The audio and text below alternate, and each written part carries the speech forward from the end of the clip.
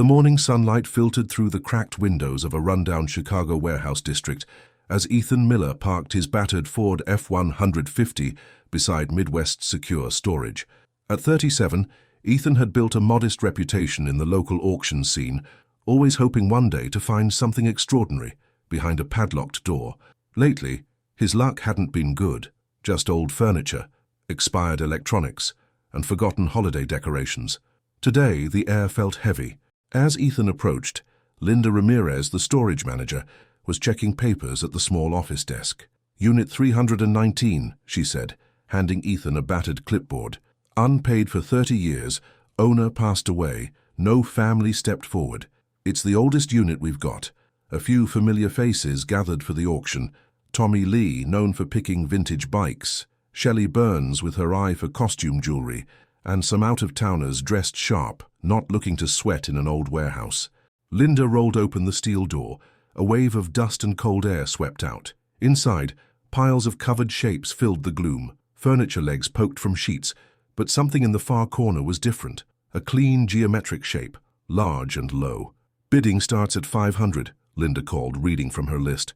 800, Ethan said quickly, unable to take his eyes off the mysterious tarp. The bidding climbed, almost relenting at $1,800, until a tall stranger with a French accent calmly said, 2,000. Ethan hesitated, nearly backing out, but something in his gut told him to push. 2,600, he said, voice steady. The stranger nodded respectfully and stepped away.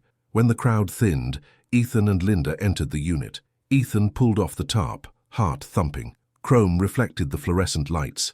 The unmistakable silhouette of a 1937 Bugatti appeared, deep blue paint barely dulled by age. Linda whistled. "I've seen classic Chevys in here, but nothing like this. Is it real?" Ethan gently opened the driver's door. The interior still smelled of real leather and wood. "Looks real to me," he replied, awe in his voice. That evening, Ethan sat with photos of the Bugatti, researching late into the night. He learned pristine Bugatti Type 57S sold for $4 million or more, depending on originality and provenance. But Ethan's mind wondered, how did a treasure like this end up hidden away, forgotten in a storage unit for 3 decades? Sleep eluded him. Tomorrow he'd seek answers about the mysterious owner, a man named Julian Moreau. Somewhere in Chicago, the story was waiting. Ethan arrived at the storage facility before dawn, his mind buzzing with questions that had kept him awake all night. The October air was sharp, and frost covered his truck's windshield as he unlocked Unit 319 and set up his portable lights. In the harsh white glare, the Bugatti looked even more stunning. The deep blue paint had a richness that spoke of quality craftsmanship, and the chrome details gleamed as if they'd been polished yesterday.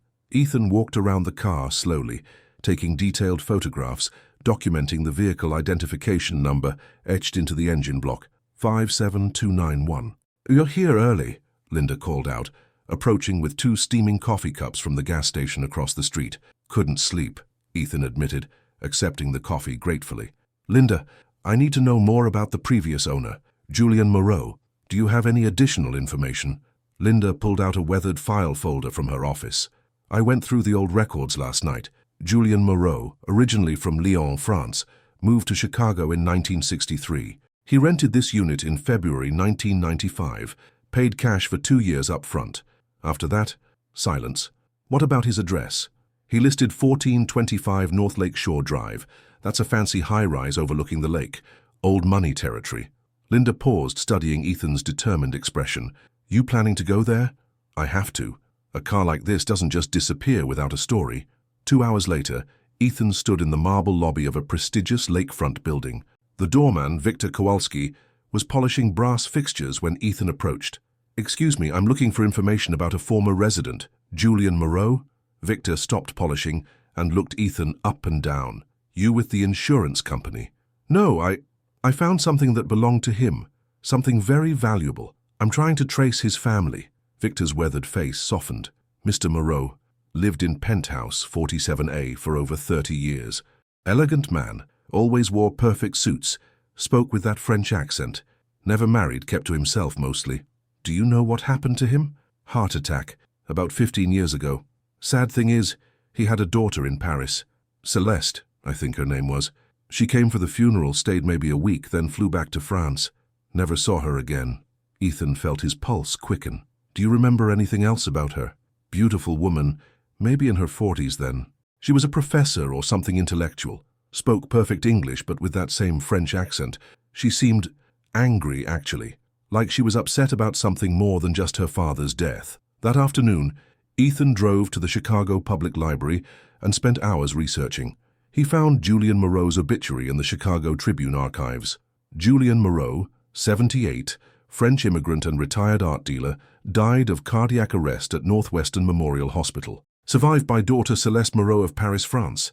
An art dealer. That explained the expensive taste and the ability to own such a rare automobile. But why hide it in storage? And why hadn't his daughter claimed it? Ethan's phone rang. Unknown number. Mr. Miller, this is Antoine Dubois. I was at the storage auction yesterday. I believe you purchased something that interests me greatly. The French accent was unmistakable. The same man who'd bid against him. What kind of interest? Ethan asked carefully. Perhaps we could meet.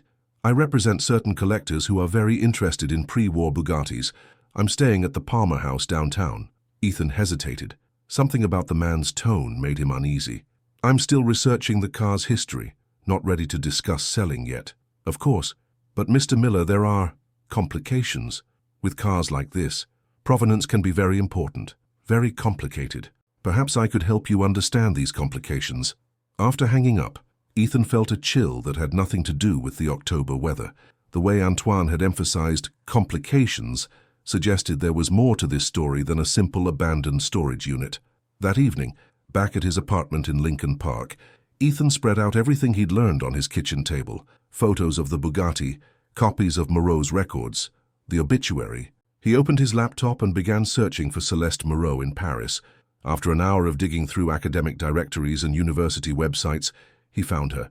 Dr. Celeste Moreau, professor of art history at the Sorbonne, specialist in stolen and recovered artwork from World War II. Ethan's blood ran cold. Stolen artwork. World War II. His mind raced back to Antoine's warning about complications and provenance. He stared at the photos of the pristine Bugatti and felt the weight of history settling on his shoulders. This wasn't just about finding a valuable car in storage. This was about something much darker, something that reached back to the darkest period of the 20th century. As he fell asleep that night, Ethan couldn't shake the feeling that he'd stumbled into a story that people had worked very hard to keep buried. Tomorrow, he would call Dr. Celeste Moreau in Paris. Tomorrow, he would begin to understand what Julian Moreau had been hiding for 30 years. Ethan stood on the balcony of his small apartment, watching the sun rise over Lake Michigan as he dialed the international number he'd found for Dr. Celeste Moreau. His hands trembled slightly, whether from the cold October morning or nervous anticipation he couldn't tell. The phone rang 4 times before a crisp, French-accented voice answered. "Hello? Dr. Moreau? This is Ethan Miller calling from Chicago. I have something that belonged to your father." A long pause. When she spoke again, her voice was guarded. "My father died 15 years ago. Everything was settled then." "Not everything. I found a 1937 Bugatti Type 57 in a storage unit he rented. It's been there for 30 years. The silence stretched so long that Ethan wondered if the call had dropped. Finally, Celeste spoke, her voice barely a whisper. "Mon Dieu. I hope that car was gone forever. Dr. Moreau, I think we need to talk. There are people here asking questions, and I get the feeling this car has a complicated history. Mr. Miller, listen to me carefully. Do not, under any circumstances, let anyone know you have that car. Do not sell it. Do not show it to collectors. Do not trust anyone who claims to represent buyers." Ethan felt his chest tighten. "Why? What's wrong with it?" "It's not what's wrong with it. It's what's right with it. That Bugatti was stolen from my great-uncle Maurice Goldstein in Paris in 1943. The Nazis took it, along with everything else he owned, before they sent him to Auschwitz. He never came back." The weight of her words hit Ethan like a physical blow. He sat down heavily on his couch, staring at the photos of the beautiful car spread across his coffee table. "Your father, how did he end up with it?" "Papa was an art dealer, but during the war, he also helped recover stolen property. After 1945, he spent decades tracking down artwork and valuables that the Nazis had looted. He found the Bugatti in 1994 in the private collection of a German industrialist's estate. Instead of returning it to my family immediately, he kept it. Why would he do that? Celeste's voice became bitter. Guilt, perhaps. Or greed. Maybe he convinced himself he deserved it after all his work recovering other people's stolen property. I only learned about the car after he died, when I found documents in his apartment. We fought terribly about it. It was the last conversation we ever had. Ethan processed this information, understanding now why the car had been hidden away. Dr. Moreau, legally, wouldn't the car belong to your family? To Maurice Goldstein's heirs? That's exactly why you're in danger, Mr. Miller. There are people who have spent fortunes building collections of recovered Nazi loot. They don't want questions asked about provenance. They don't want publicity about where these treasures really came from. As if summoned by her words, Ethan's phone buzzed with a text message from an unknown number. Mr. Miller, we should discuss your recent purchase. Some items require discreet handling. A. Dubois. Dr. Moreau, there's a man named Antoine Dubois who's been pressuring me to meet with him. He says he represents collectors. Antoine Dubois. Celeste's voice sharpened. Medium height, silver hair, always impeccably dressed, speaks with a slight Belgian accent. That sounds right. He's not a legitimate dealer, Mr. Miller. He's what we call a grey market broker. He facilitates private sales of questionable items to collectors who don't ask inconvenient questions about ownership history. Ethan felt the walls of his small apartment closing in. What should I do? First, document everything. Take detailed photographs, record the VIN number, photograph any documentation you found with the car, then contact the FBI's art crime team. They have protocols for handling recovered stolen property. And if I don't want to get involved in all this, if I just want to return the car to where it belongs, Celeste was quiet for a moment. The rightful owner would be Maurice Goldstein's grandson, David Goldstein. He lives in Montreal now. He's spent his entire adult life searching for traces of his grandfather's collection. After ending the call, Ethan sat in his quiet apartment, watching the morning traffic move along Lakeshore Drive. The beautiful Bugatti, which had seemed like a miraculous stroke of luck yesterday, now felt like a burden of historical responsibility. His phone rang again. Antoine Dubois. Mr. Miller, I trust you've had time to consider my offer to meet. I'm still researching the car's history, Ethan said carefully. Of course, but perhaps I can save you some time. I know quite a bit about that particular vehicle's journey over the years. There are ways to handle these situations that benefit everyone involved. What kind of ways? Discreet sales to collectors who appreciate historical artifacts without unnecessary bureaucratic complications. The previous owner, Mr. Moreau, understood this approach. Ethan felt anger building in his chest. You knew Julian Moreau? We had occasional business dealings. He was a practical man who understood that some questions are better left unasked. And if I'm not a practical man? The line went quiet for several seconds. When Antoine spoke again, his voice carried an edge it hadn't before. Mr. Miller, in my experience, most people discover they are more practical than they initially believed. I'll call you again tomorrow. The line went dead, leaving Ethan staring at his phone and wondering what kind of world he'd stumbled into. Outside his window, Chicago hummed with normal life. People heading to work, children walking to school, the ordinary rhythm of a city going about its business. But in a storage unit across town sat a beautiful blue Bugatti that carried the weight of history's darkest chapter, and Ethan was beginning to understand that he held more than just the keys to a valuable car. He held the keys to justice for a family torn apart by hatred and the power to right a wrong that had festered for over 80 years. That afternoon, he would call the FBI. Tonight, he would call David Goldstein in Montreal. The easy path would have been to sell the car to Antoine Dubois and pocket the money. But as Ethan looked at the photos of the Bugatti, he thought about Maurice Goldstein, a man he'd never met who'd lost everything to hatred and never lived to see justice. Some things, Ethan realized, were more important than money. The FBI Art Crime Team office in downtown Chicago was smaller than Ethan had expected, tucked away on the 14th floor of a generic federal building. Agent Sarah Chen had agreed to meet with him after his phone call describing the Bugatti discovery, and now she sat across from him at a metal conference table, studying the photographs he'd brought. The vehicle identification number matches our database, Agent Chen said, pulling up records on her laptop. This car was reported stolen from Maurice Goldstein in Paris in 1943. It's been on our recovery list for decades. Ethan shifted uncomfortably in his chair. What does this mean for me legally? I bought the storage unit in good faith. You're not in any legal trouble, Mr. Miller. In fact, you're doing exactly the right thing by coming forward. However, I need to warn you. There are people who won't want this car to surface publicly. People who've built collections around items with questionable provenance. As if to emphasize her point, Ethan's phone buzzed with another text from Antoine Dubois. Mr. Miller, I'm in the lobby of your apartment building. Perhaps we could have that conversation now. Agent Chen read the message over Ethan's shoulder. How does he know where you live? I never told him. Ethan felt a chill run down his spine. Mr. Miller, I think you should come with me. We'll retrieve the car from storage and place it in federal custody while we complete the repatriation process. 2 hours later, Ethan stood beside Agent Chen and 2 other federal agents at Midwest Secure Storage. Linda Ramirez watched nervously as they prepared to remove the Bugatti from Unit 319. Is there going to be trouble? Linda asked. Not if we handle this properly, Agent Chen replied, supervising as the agents carefully photographed every detail of the car and its storage location. As they prepared to load the Bugatti onto a specialized transport trailer, a black Mercedes pulled into the parking lot.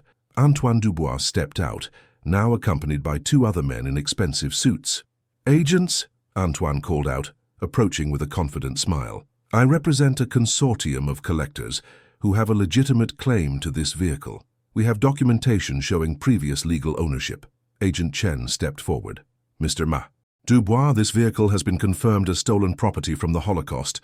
It will be repatriated to the rightful heirs through proper legal channels. I understand your position, but there are complications you may not be aware of. The previous owner, Julian Moreau, acquired this car through legitimate channels. We have receipts, provenance documentation, forged documentation, came a voice from behind them. Everyone turned to see a woman in her 50s approaching from a taxi. She was elegant, with graying hair and the same refined features Ethan had imagined from their phone conversation. Dr. Celeste Moreau, she said, extending her hand to Agent Chen. I flew in from Paris yesterday. Antoine's confident demeanor flickered for just a moment. Dr. Moreau, how lovely to see you again. I trust you've reconsidered our previous discussions about this matter. I've reconsidered many things, Antoine, including my silence about my father's business relationship with you. She turned to Agent Chen. This man has been pressuring my family for years to legitimize various stolen artworks and artifacts. He creates false provenance documents and sells to private collectors who don't ask questions. These are serious accusations, Agent Chen said, studying Antoine carefully. Celeste opened her briefcase and pulled out a folder of documents. I have correspondence between my father and Mr. Dubois dating back to 1995.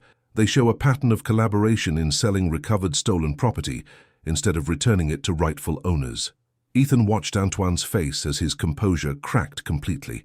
The man who had seemed so smooth and confident now looked cornered and desperate. Agent Chen, Antoine said, his voice tight, I think there's been a misunderstanding. Perhaps we should discuss this privately. The only discussion we'll be having is at federal headquarters, Agent Chen replied, signaling to her colleagues. Mr. Dubois, you're not under arrest, but we'd very much like you to answer some questions about your business practices. As the federal agents loaded the Bugatti onto the transport trailer, Ethan found himself standing beside Celeste, watching 80 years of hidden history finally come into the light. Thank you, she said quietly, for doing the right thing, for not taking the easy money. It wasn't that hard a choice once I understood what this car really represented. You'd be surprised how many people choose differently. Celeste paused, watching the beautiful blue Bugatti disappear into the trailer. There's someone I'd like you to meet. David Goldstein is flying in from Montreal tomorrow, Maurice's grandson. He spent his entire life searching for pieces of his grandfather's collection. That evening, back at his apartment, Ethan reflected on how dramatically his life had changed in just 4 days.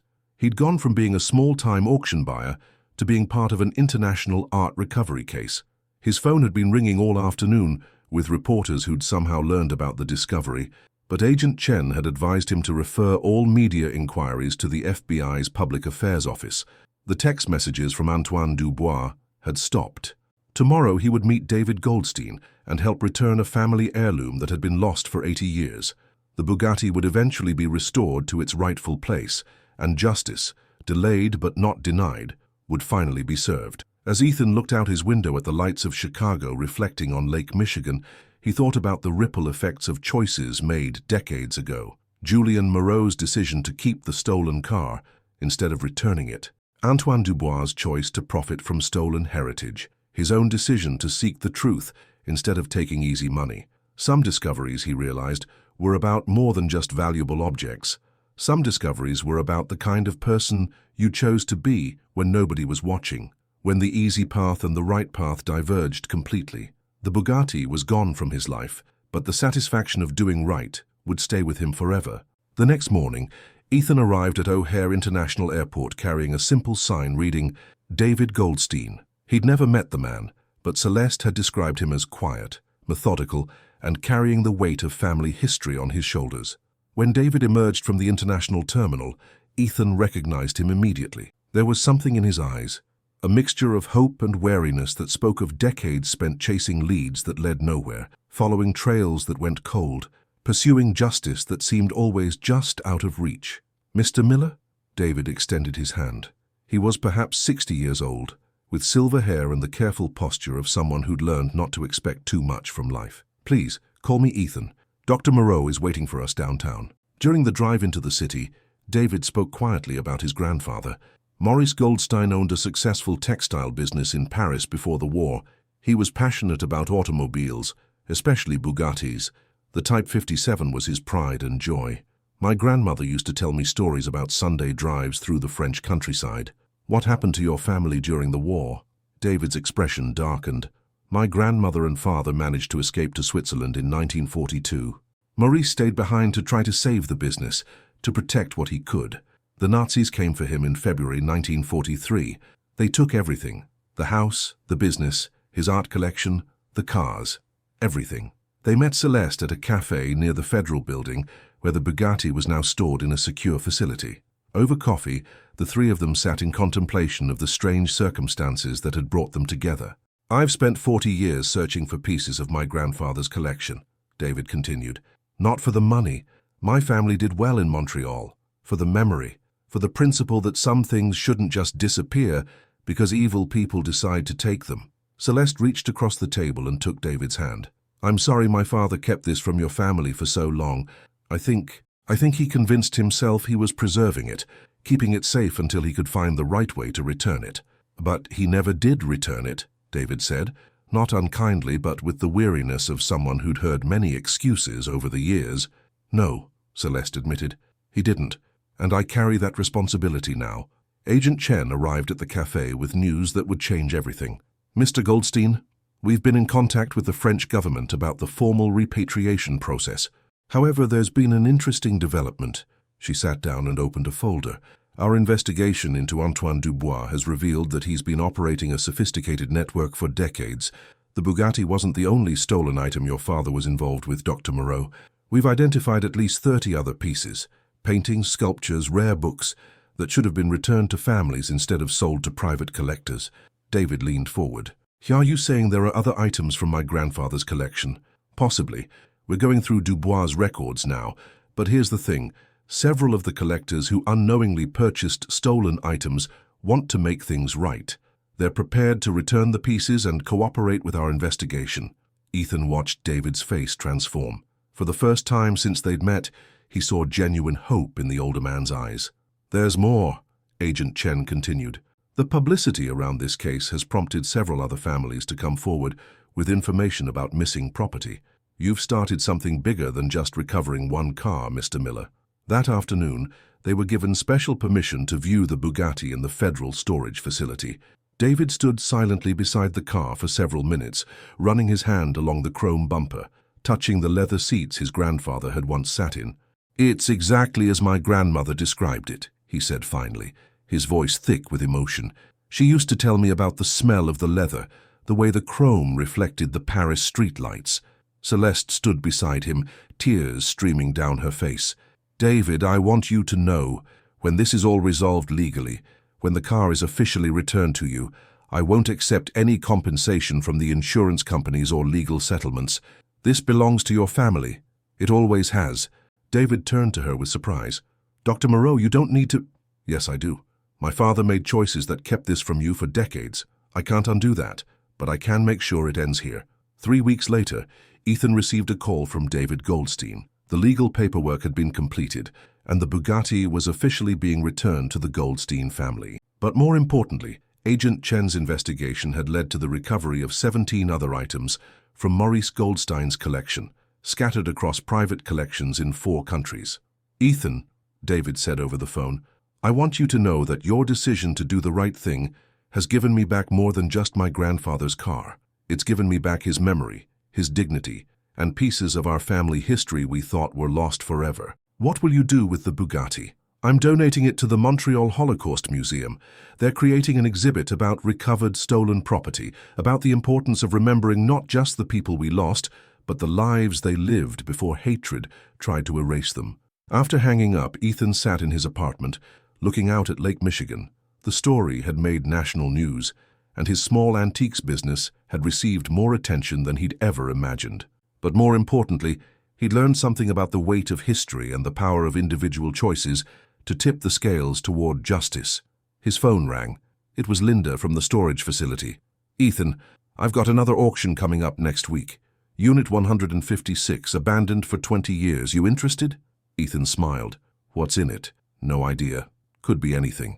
"I'll be there," Ethan said, understanding now that sometimes the most valuable discoveries weren't the ones you could sell. They were the ones that reminded you who you wanted to be in the world. 6 months after the Bugatti discovery, Ethan stood in the Montreal Holocaust Museum, surrounded by a crowd of reporters, museum officials, and Holocaust survivors. The centerpiece of the new exhibit was Maurice Goldstein's 1937 Bugatti Type 57, restored to its original glory and displayed alongside photographs of the Goldstein family before the war. David Goldstein approached the podium to speak at the exhibit's opening. "This car represents more than just a recovered stolen object," he began, his voice carrying across the hushed museum space. "It represents a life fully lived before evil tried to erase it. My grandfather Maurice wasn't just a victim of the Holocaust. He was a successful businessman, a loving husband and father, a man who found joy in beautiful machines and Sunday drives through the French countryside." Ethan watched from the audience as David continued his speech, describing how the recovery of his grandfather's possessions had led to a broader investigation that ultimately returned stolen property to dozens of families across Europe and North America. "But I want to especially recognize someone who made a choice that changed everything," David said, gesturing toward Ethan. "Ethan Miller could have sold this car quietly to private collectors for millions of dollars.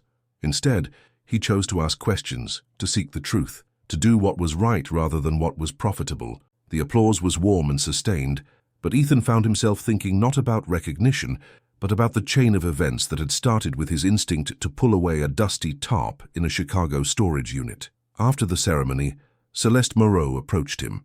She had become a close friend over the past months, helping with the investigation that had ultimately led to Antoine Dubois' arrest on multiple charges of trafficking in stolen cultural property. "There's something I want to show you," she said, leading him to a quiet corner of the museum. She handed him a leather portfolio. Inside were photographs of various artwork and artifacts, paintings, sculptures, rare books, jewelry. "These are items we've recovered through the investigation your discovery triggered," Celeste explained. 63 pieces returned to their rightful families, 2 art forgery rings shut down. And this, she opened to the last page, which showed a photograph of a young man in a Montreal police uniform. "That's Officer Michael Dubois, Antoine's nephew. He came forward last month with information about his uncle's operation. Turns out Antoine had been pressuring family members to help with his business for years. Michael decided he'd rather be on the right side of history." Ethan studied the photograph. "People can choose to break the cycle." "Exactly. Your choice to do the right thing created a ripple effect that reached places you'll never know about." That evening, Ethan found himself in a Montreal cafe with David, Celeste, and Dr. Rebecca Chen, Agent Sarah Chen's sister, who worked as a curator specializing in recovered cultural property. "I've been thinking about something," David said, stirring his coffee thoughtfully. "The storage unit where you found the Bugatti, do you think there might be other units out there? Other families' treasures hidden away by dealers like my father who never got around to doing the right thing?" Ethan nodded. "I've actually been working with Linda, the storage facility manager, to identify units that have been abandoned for unusually long periods. We've found 3 more that belong to European immigrants who died without next of kin stepping forward." "And?" Celeste asked. 2 had valuable artwork that we've traced to Holocaust theft. One had a collection of rare violins that belonged to a Jewish musician who died at Treblinka. The violins are being returned to his surviving family in Israel. Dr. Rebecca Chen leaned forward with interest. Have you considered making this a systematic effort? There are thousands of storage facilities across North America, many with long-abandoned units. Actually, Ethan said, pulling out his phone, I've been developing an app that helps connect storage facility managers with art recovery specialists. We're calling it Hidden Heritage. It allows facilities to upload photos and basic information about abandoned items, and specialists can flag potentially stolen or historically significant pieces. David's eyes lit up. That's brilliant. How many facilities are participating? We started with 50 in the Chicago area. Now we have over 300 across the United States and Canada. Last month we helped identify a stolen Picasso sketch in a storage unit in Denver. The conversation continued late into the evening, but Ethan found his mind drifting to the bigger picture. 6 months ago, he'd been a small-time auction buyer, hoping to make enough profit to pay his rent. Now he was part of an international network dedicated to returning stolen cultural heritage to its rightful owners. His phone buzzed with a text message from Linda.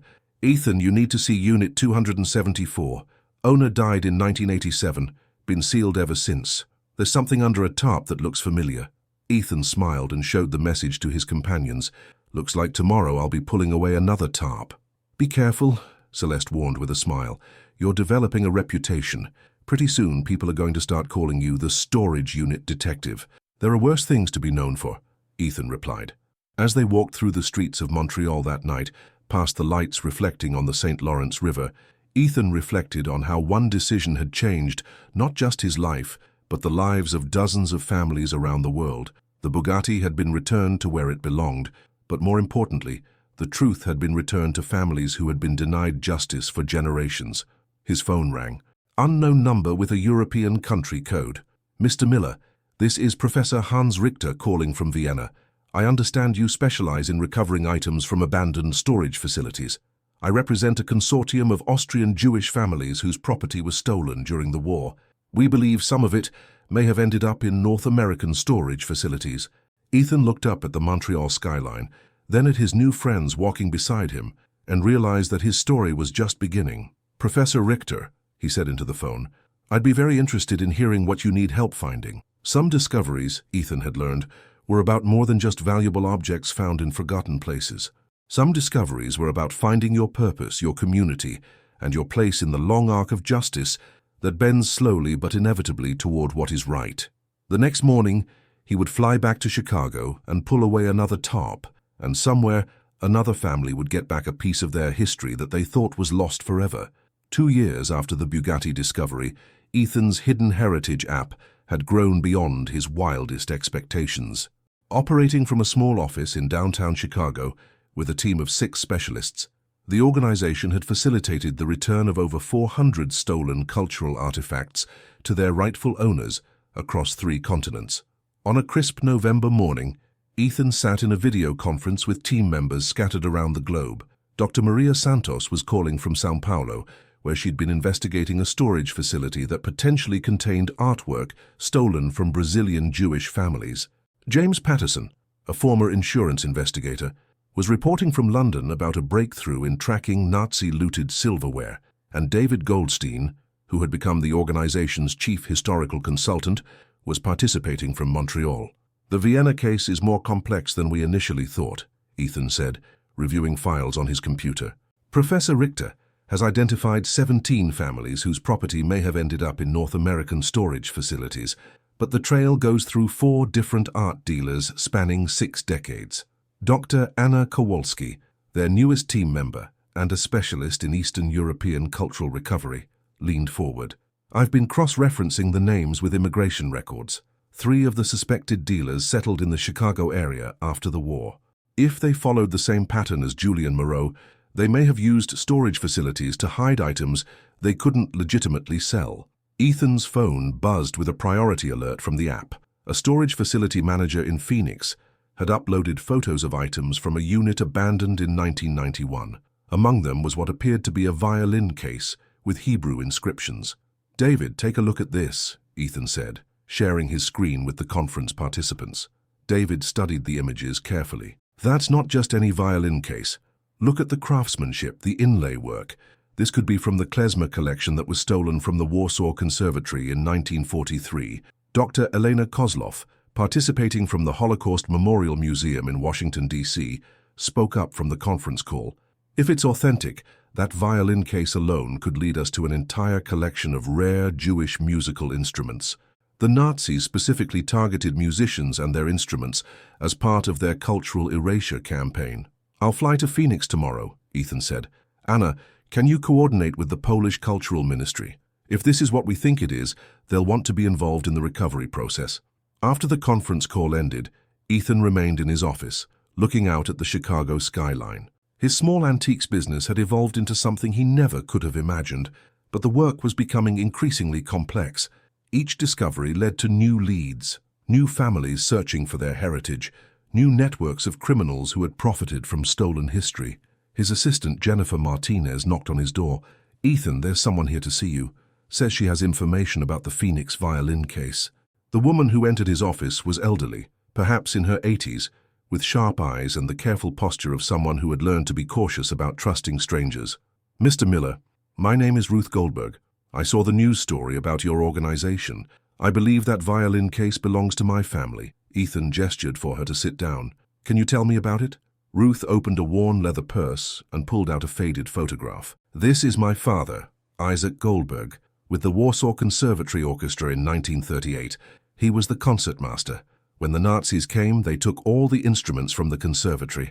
My father managed to escape to New York, but he lost everything. His violin, his music, his entire world."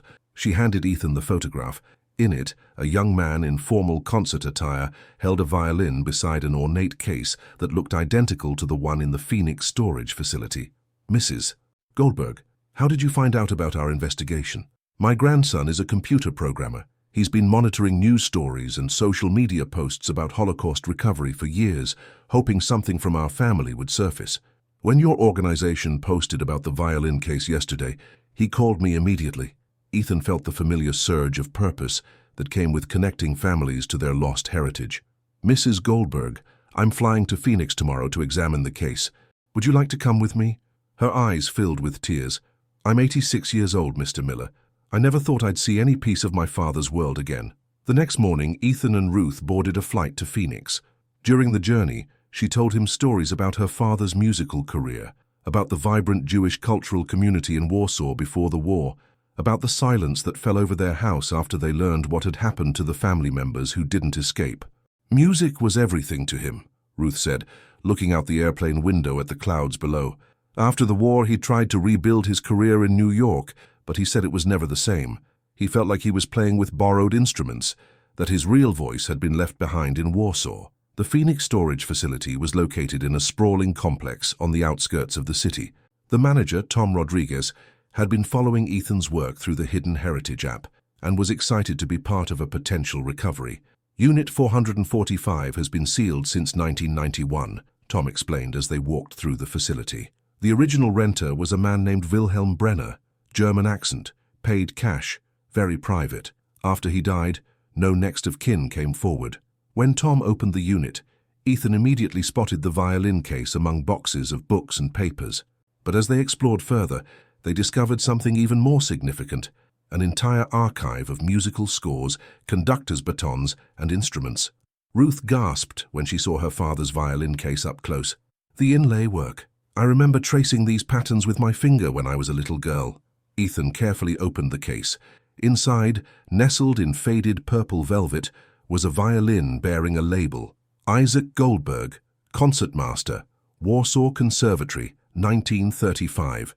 Ruth began to cry, touching the instrument her father had played 7 decades earlier. "There's more," Ethan said, examining the other items in the storage unit. "This appears to be an entire collection of instruments and musical archives from Eastern European conservatories." Over the next several hours, they catalogued the contents of the unit. Along with Isaac Goldberg's violin, they found instruments belonging to musicians from Prague, Budapest, and Krakow. Sheet music with notations in multiple languages, conductor's batons with engraved names of prominent Jewish musicians. Wilhelm Brenner wasn't just a random collector, Ethan realized. He was systematically acquiring stolen musical instruments and archives. That evening, back in their Phoenix hotel, Ethan called David Goldstein to report the discovery. "This is potentially the largest recovery of stolen Jewish musical heritage in history," David said over the video call. "But, Ethan, we need to be prepared for pushback. Collections like this represent millions of dollars in value. There will be people who don't want these instruments returned to their rightful owners." As if to prove David's point, Ethan's phone rang with an unknown international number. "Mr. Miller, this is Dr. Klaus Weber calling from Munich. I understand you've discovered some musical instruments that may be of historical significance. I represent a consortium of European collectors who specialize in preserving classical music heritage." Ethan hung up without responding. He'd learned to recognize the coded language that dealers like Antoine Dubois used when they wanted to acquire questionable items. Ruth looked at him with concern. "Is there going to be trouble?" "Probably," Ethan admitted. "But Mrs. Goldberg, I promise you, your father's violin is going home where it belongs. All of these instruments are going home." As they prepared for bed that night, Ethan reflected on how each major discovery seemed to reveal new layers of the systematic theft that had occurred during the Holocaust. But he also thought about Ruth's tears of joy when she touched her father's violin, and about the dozens of other families who would soon be reunited with pieces of their musical heritage. Tomorrow, he would begin the complex process of documenting and repatriating the entire collection. Tonight, he fell asleep listening to Ruth humming a melody her father had taught her 80 years ago, a song that had survived when so much else had been lost. The discovery of the Warsaw Conservatory collection in Phoenix triggered an international investigation that reached far beyond anything Ethan had previously encountered. Within a week of the find, his Chicago office was coordinating with law enforcement agencies in 6 countries, Holocaust memorial organizations, and families across 3 continents. Dr. Elena Kozlov arrived from Washington, D.C. to help coordinate the repatriation efforts, and she brought troubling news. The Wilhelm Brenner identity was completely fabricated, she told Ethan, as they reviewed FBI reports in his office. The real name was Wilhelm Berger, a former Nazi officer who escaped to Argentina after the war, then entered the United States illegally in 1963. Ethan looked up from the documents he was studying. So he wasn't just a collector, he was directly involved in the original thefts. More than that, according to war crimes investigators, Berger was specifically assigned to cultural acquisition operations in Eastern Europe. He personally oversaw the looting of at least 12 Jewish cultural institutions. The implications were staggering. If Berger had been systematically collecting stolen Jewish musical instruments for decades, there might be more storage facilities, more hidden collections. Eleanor, how many other aliases might he have used? How many other storage units could be out there? Before she could answer, Jennifer Martinez knocked on the office door. "Ethan, there are some men here to see you. They say they're from the International Cultural Heritage Foundation." Ethan and Elena exchanged glances. Neither had heard of this organization. 3 men in expensive suits entered the office. The leader, a tall man with graying hair and a European accent, extended his hand. "Mr. Miller, I am Dr. Friedrich Hauptmann. We represent collectors who have a legitimate interest in the musical instruments you recently discovered." Elena stepped forward. "What kind of legitimate interest?" "Dr. Kozlov, I presume? Your reputation precedes you. We represent private collectors who purchased items from Mr. Berger in good faith over the years. They simply want to ensure their property rights are respected during this recovery process." Ethan felt his anger building. Property rights. These instruments were stolen from Jewish musicians during the Holocaust. "Mr. Miller, the legal situation is more complex than you might realize. Some of these items were sold through legitimate auction houses decades ago. Current owners have legal title under the laws of their respective countries." Eleanor's voice was ice-cold. "Dr. Hauptmann, are you seriously suggesting that Holocaust survivors should have to prove ownership of instruments that were stolen from their murdered family members? I'm simply suggesting that all parties' rights need to be considered. Perhaps we could discuss a compensation arrangement that would benefit everyone involved." "Get out," Ethan said quietly. "I beg your pardon. Get out of my office. These instruments are going back to their rightful owners. Period." Dr. Hauptmann's polite facade slipped slightly. "Mr. Miller, you may find that this matter is not as simple as you believe. There are legal precedents, international treaties, statute of limitations issues. There are also federal laws against trafficking in stolen cultural property," Elena interrupted. and I'd be happy to discuss those with the FBI agents who are already investigating this case. After the men left, Ethan and Elena sat in tense silence. They'll be back, Elena said finally, and next time they'll probably have lawyers. She was right. Over the next 2 weeks, Ethan's organization was served with legal papers from law firms in New York, London, and Zurich, all claiming various forms of ownership or interest in the recovered instruments. The legal challenges were complex, expensive, and designed to wear down his resources. But something unexpected happened. The story of the Warsaw Conservatory collection had captured international attention, and support began flooding in from unexpected sources. The Juilliard School offered to provide expert authentication of the instruments at no cost. The Vienna Philharmonic established a legal defense fund to help fight the ownership challenges. Yo-Yo Ma personally called Ethan to offer support, and Itzhak Perlman flew to Chicago to examine Isaac Goldberg's violin. "This instrument has a voice," Perlman told the assembled reporters as he played a haunting melody on the recovered violin. "It has stories to tell. These lawyers who want to keep it locked away in private collections, they're trying to silence history itself." The international publicity brought both support and new challenges. David Goldstein called with concerning news. "Ethan, we've identified at least 6 other storage facilities that were rented by Wilhelm Berger under different aliases. But here's the problem. Several of them have been emptied recently. Someone is moving collections ahead of our investigation." "Dr. Hauptmann's people?" "Almost certainly. But we have some good news too. Inspector Claude Bernard from Interpol is opening a formal investigation into international trafficking in Holocaust-looted cultural property. Your Phoenix discovery has given them the evidence they needed to act." The breakthrough came from an unexpected source. Michael Dubois, Antoine's nephew, who had become a cooperating witness, contacted Ethan with crucial information. "My uncle kept detailed records of all his transactions," Michael said during a secure video call from Montreal. "Before his arrest, he was working with Dr. Hauptmann's organization to move collections out of the United States. I have copies of shipping manifests, bank transfers, everything." The evidence Michael provided led to coordinated raids in 5 countries. Law enforcement agencies seized stolen cultural artifacts worth over $50 million, including instruments, artwork, and rare books that had been looted during the Holocaust.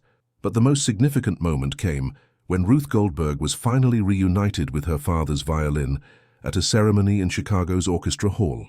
Surrounded by Holocaust survivors, their families, and members of the Chicago Symphony Orchestra, she told the assembled crowd about her father's life and music. "My father used to say that music was the one thing the Nazis couldn't really steal," Ruth said, her voice strong despite her 86 years. "They could take our instruments, destroy our concert halls, murder our musicians, but they couldn't take the music from our hearts and memories." She paused, looking at the violin that had been returned to her family after 8 decades. "Today, this instrument comes home. But more than that, the music comes home. The voices they tried to silence are singing again." The ceremony ended with members of the Chicago Symphony performing pieces from the recovered sheet music, compositions by Jewish composers whose works had been banned and nearly lost during the Holocaust.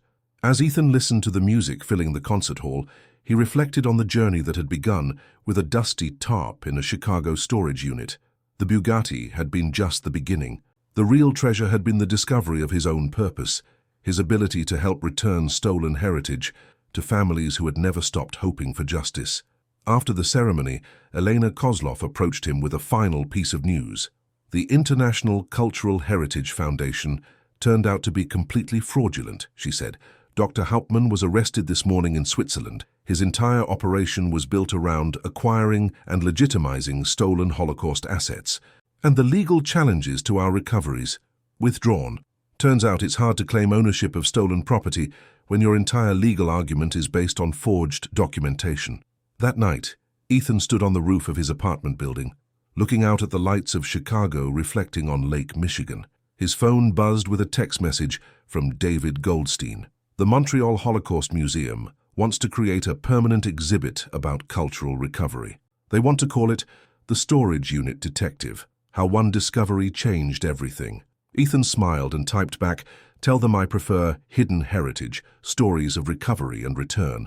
Tomorrow, there would be new storage units to investigate, new families to help, new pieces of stolen history to return to their rightful owners. The work would never be finished. There were too many lost treasures, too many families still searching for pieces of their heritage. But tonight, Ethan allowed himself to feel satisfied with what they'd accomplished. Ruth Goldberg had her father's violin. Dozens of other families had been reunited with precious belongings. A network of criminals who profited from stolen Holocaust assets had been exposed and prosecuted. Some discoveries, he'd learned, were about more than just finding valuable objects in forgotten places. Some discoveries were about finding your place in the long arc of justice, your role in healing wounds that had festered for generations. His phone rang. Unknown number with a European country code. "Mr. Miller, this is Dr. Sarah Rosenberg calling from Amsterdam. I represent families whose art collections were stolen during the occupation of Holland. We have reason to believe some pieces may have ended up in North American storage facilities." Ethan looked up at the stars barely visible above Chicago's glow, then answered the call. "Dr. Rosenberg, I'd be very interested in hearing what you need help finding." The work continued. The Hidden Heritage International headquarters occupied an entire floor of a restored building in Chicago's River North district. What had started as Ethan's one-man operation now employed 37 specialists across 12 countries, with partnerships with law enforcement agencies, museums, and family heritage organizations worldwide. Ethan stood in the organization's main conference room, addressing the assembled board of directors during their annual meeting. The walls were lined with photographs documenting their recoveries: the Bugatti that started it all, Ruth Goldberg holding her father's violin, families reunited with artwork and artifacts, museum exhibitions showcasing returned cultural treasures. In 5 years, we've facilitated the return of over 2,400 stolen cultural artifacts to their rightful owners, Ethan reported. We've worked with storage facilities in 43 states and 7 Canadian provinces. Most importantly, we've helped 847 families recover pieces of their heritage that they thought were lost forever. Dr. Celeste Moreau, now the organization's chief historical consultant, added her perspective. The ripple effects continue to expand. Recovery of one item often leads to information about others. Families who get one piece back often discover leads to additional lost property. We estimate that our work has generated information that will continue producing recoveries for decades to come. The board meeting concluded with presentations about new initiatives, a partnership with the Smithsonian Institution to create traveling exhibitions about cultural recovery, a training program for storage facility managers to identify potentially significant items, and a digital archive documenting the histories of recovered objects and the families they belong to. After the meeting, Ethan walked through downtown Chicago toward the Ruth Goldberg Center for Musical Heritage Recovery, a facility established with donations from the successful repatriation of the Warsaw Conservatory collection. Ruth had passed away the previous year at age 90, but not before seeing her father's violin collection donated to create a permanent home for recovered Jewish musical instruments. Inside the center, Dr. Anna Kowalski was working with a group of young musicians, teaching them to play compositions recovered from Wilhelm Berger's storage units. The music that the Nazis had tried to destroy was being performed again, passed on to a new generation. "How are they doing?" Ethan asked, listening to the haunting melody of a piece composed in the Warsaw ghetto. "They're not just learning the music," Anna replied. "They're learning the stories. Each composition comes with the history of its composer, the story of how it was stolen, how it survived, how it came home. They understand they're not just playing notes, they're keeping memory alive." Ethan's phone buzzed with a familiar notification from the Hidden Heritage app. A storage facility in Portland had uploaded photos of items from a unit abandoned in 1993. Among them were paintings that bore the distinctive style of German expressionist art that had been systematically looted by the Nazis. He showed the images to Anna. "Looks like we have another case. Do you ever think about stopping?" she asked. "You've changed so many lives already. You could retire comfortably on the consulting fees alone." Ethan looked around the center, at the young musicians bringing stolen music back to life, at the photographs of families reunited with their heritage, at the ongoing work of healing wounds that had festered for generations. "There are still too many storage units out there," he said. "Too many families still searching, too many voices still waiting to be heard." That evening, Ethan drove to Midwest Secure Storage, the facility where his journey had begun 5 years earlier. Linda Ramirez was still the manager, and she'd become one of Hidden Heritage's most valuable partners, training other facility managers to recognize potentially significant abandoned items. Unit 712 just came up for auction, Linda told him as they walked through the facility. Abandoned since 1988, European owner, paid cash, very secretive. They stood before the familiar metal roll-up door, and Ethan felt the same mixture of anticipation and responsibility he'd experienced that first day when he'd discovered the Bugatti. "Want to take a look?" Linda asked, holding up the key. Ethan nodded, understanding that every storage unit might contain another family's lost heritage, another opportunity to return stolen history to its rightful place, another chance to choose justice over profit. As Linda unlocked the door and it rolled up to reveal the darkness within, Ethan thought about the families around the world who were still searching for pieces of their past, still hoping that somewhere, somehow, their treasures had survived the theft and violence that had tried to erase their heritage.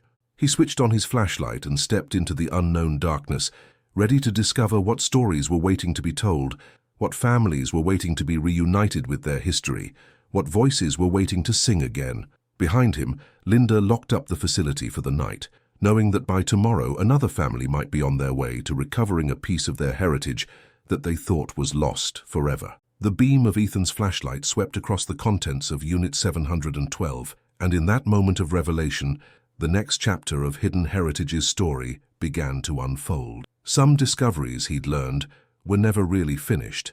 They just led to more discoveries, more families, more opportunities to choose what was right over what was easy. The work continued, and always would, as long as there were storage units to search and families who refused to stop hoping.